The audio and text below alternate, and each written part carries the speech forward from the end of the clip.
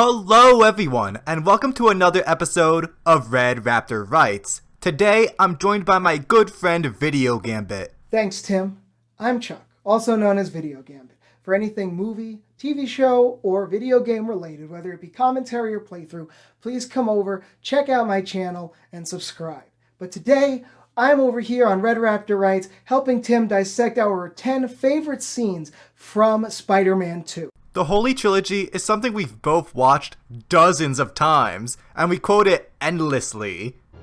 Gonna cry? But even if you're not a close friend of mine, you can still tell how much I love Spider-Man 2 by how much I keep referencing it.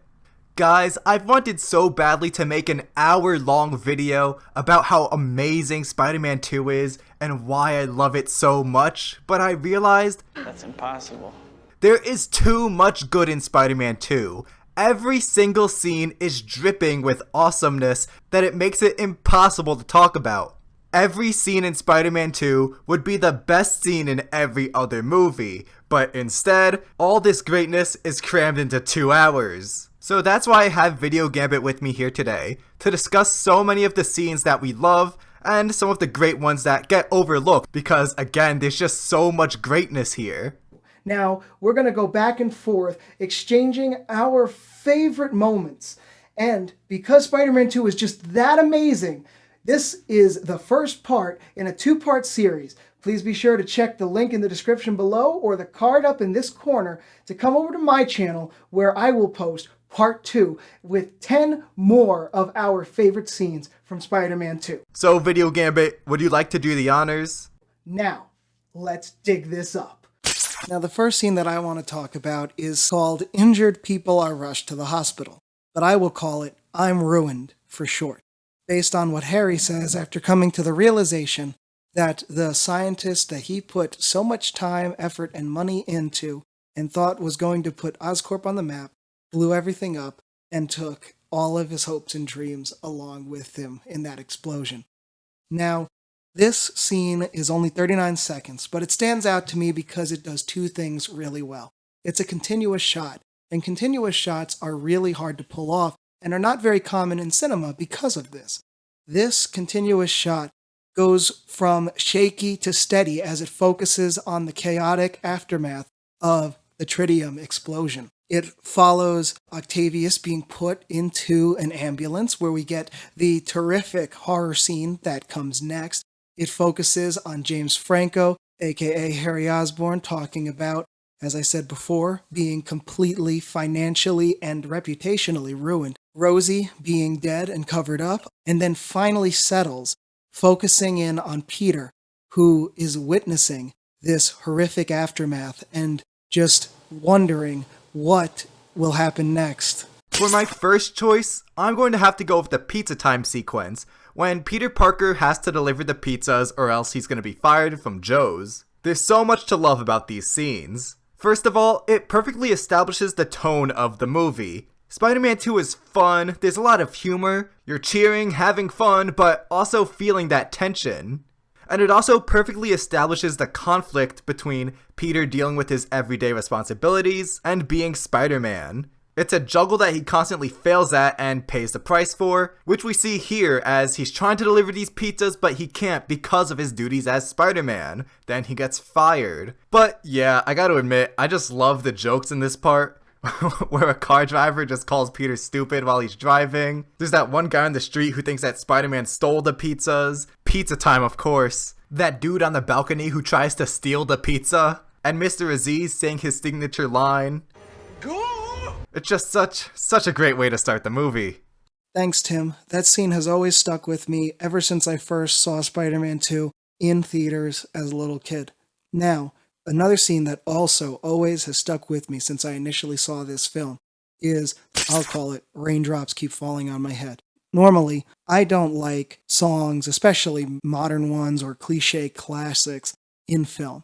But I must give it to Sam Raimi and the people that worked on this film, as their song choices and the track listing completely and effectively convey the meaning and tone of each sequence. And Raindrops Keep Falling on My Head perfectly conveys the carefree and blasé attitude that Peter is now experiencing as a civilian.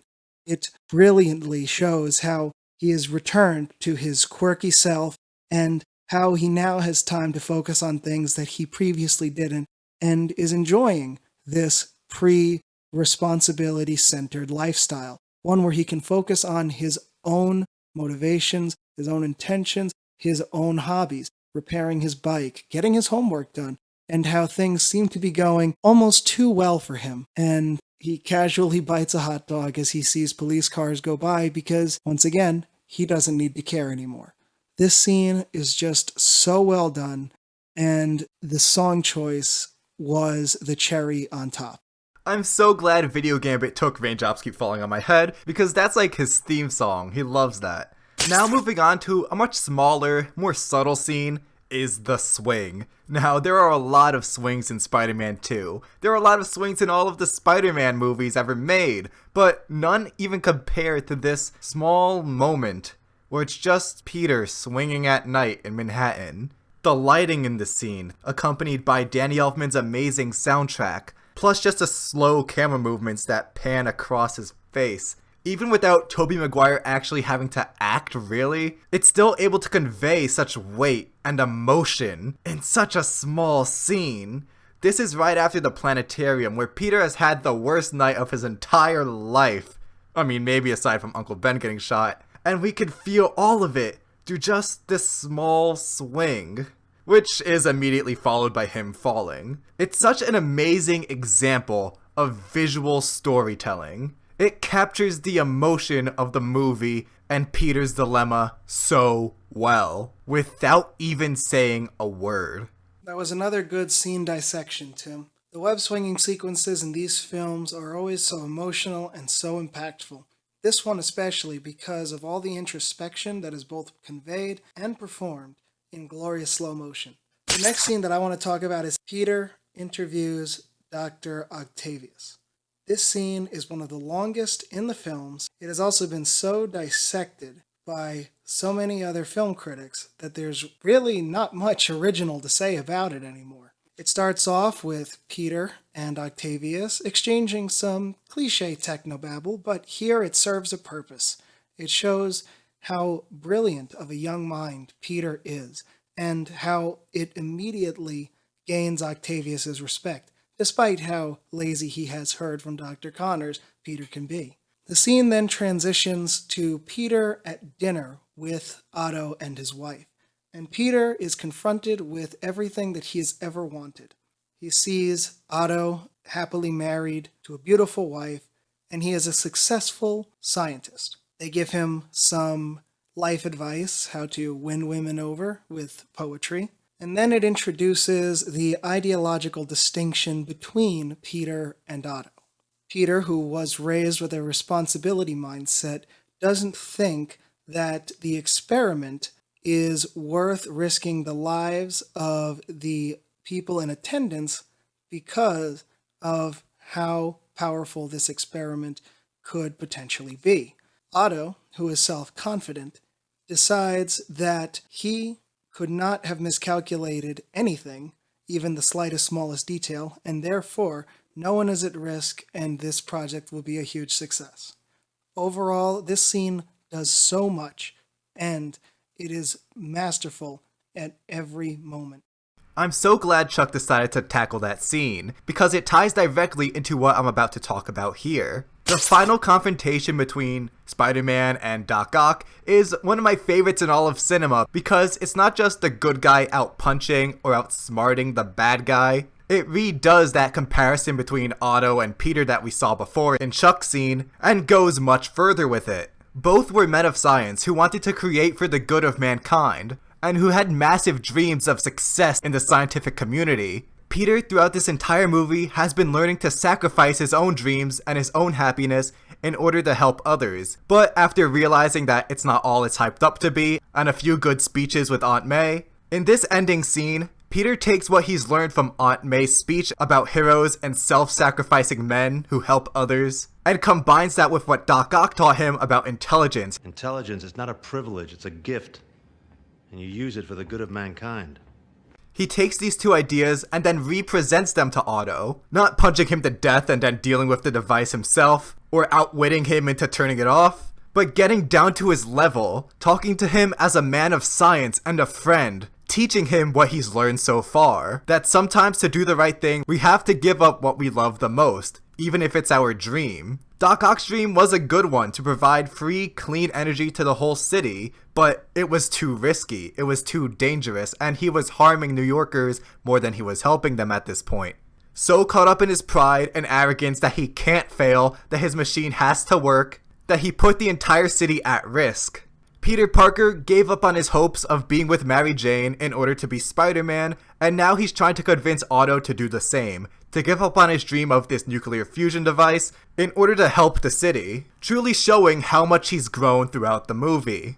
And that's why I love this scene so much. It's a perfect cap on Peter's character arc, and a sad goodbye for a very sympathetic antagonist.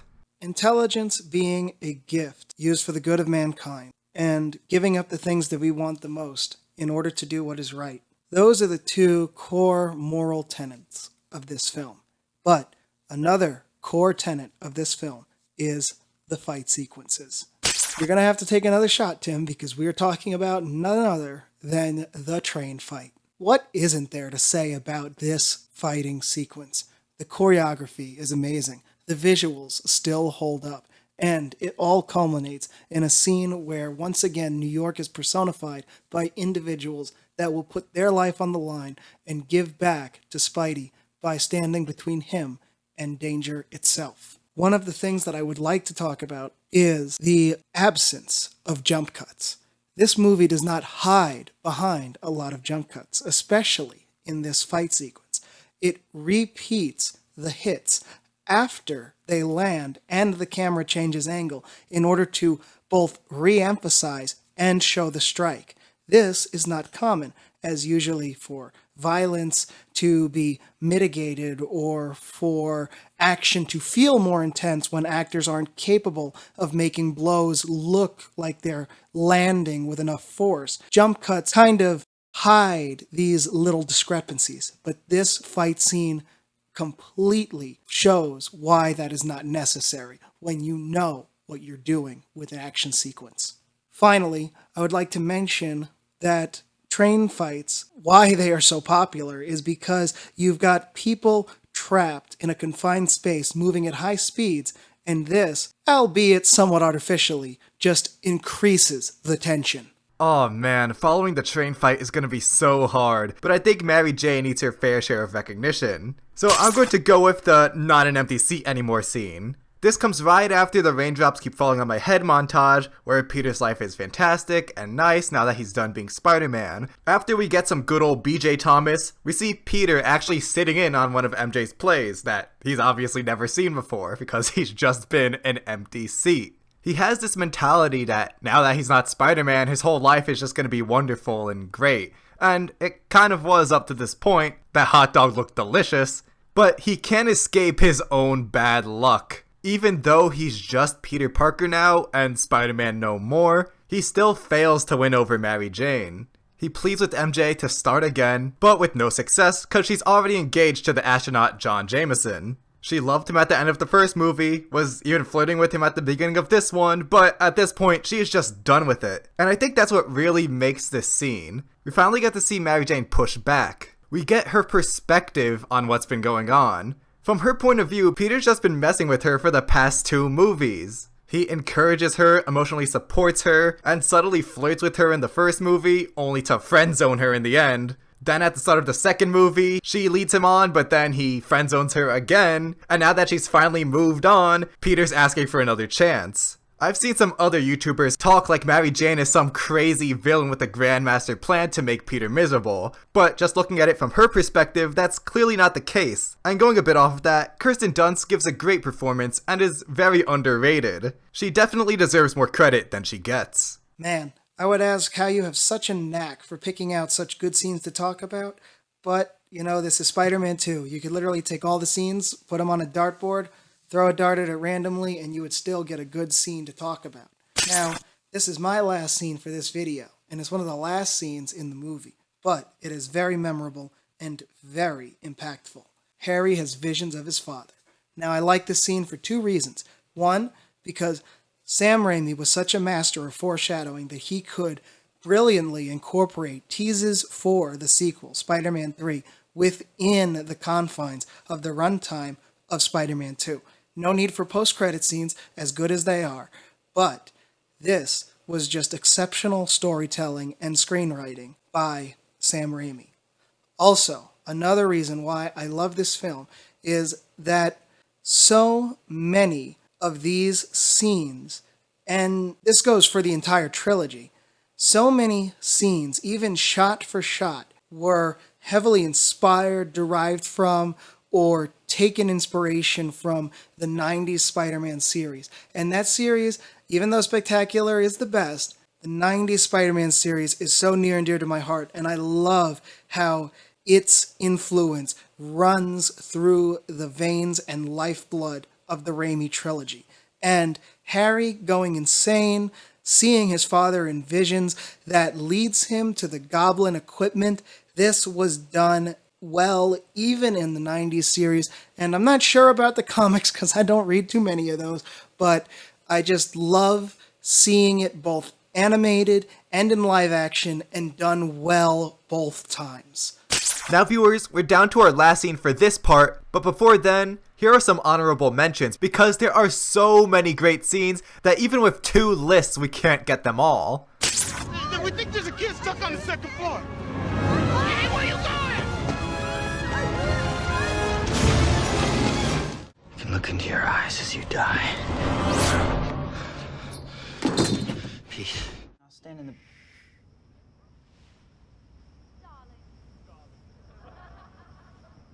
Oh god, where do I even begin with this one? Spider-Man No More is one of, if not the most emotional scene in the entire trilogy. I don't tend to cry in movies, but man, this scene just does something to me. It's a great retelling of what we saw in the original, when Uncle Ben is driving him to the library and gives him the responsibility speech that gets cut from every Spider-Man movie these days. In the original, Peter pushes back, shrugs it off, and then leaves, only to accept the call to action later in the movie after the whole Uncle Ben's killer debacle. But here in this alternate dream sequence, we see Peter just flat out reject this call. He doesn't want to be Spider-Man anymore. He only wants to be Peter Parker. And he doesn't want the burden that those powers give him. He just wants a normal life. As outsiders looking in, we're watching the movie, watching his story play out.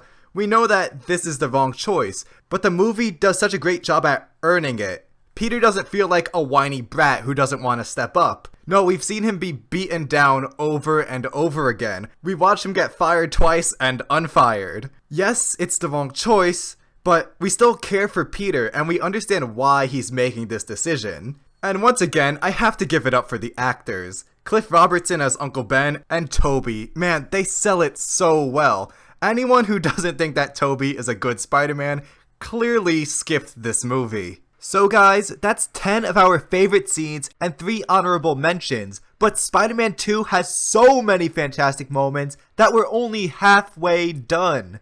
The second half you can find over on VideoGambit's channel. Thanks again, Tim, for having me. It was a blast, and if you liked this video, please remember to check out VideoGambit for part 2 and other amazing content. See you there. Remember, if you enjoyed this video, to please leave a like, subscribe, check out VideoGambit, and I'll see you in the next part.